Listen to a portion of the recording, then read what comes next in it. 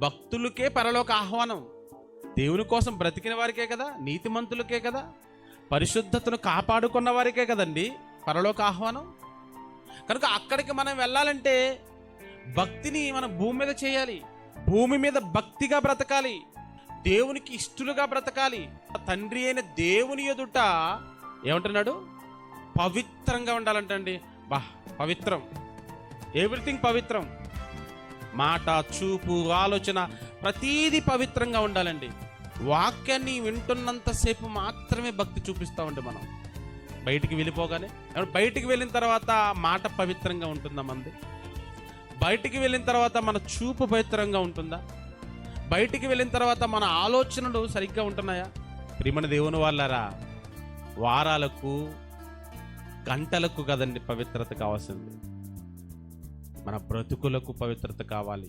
కనుక భక్తి ఎప్పటి వరకు ఉండాలంటే మనం చనిపోయేంత వరకు ఉండాలి.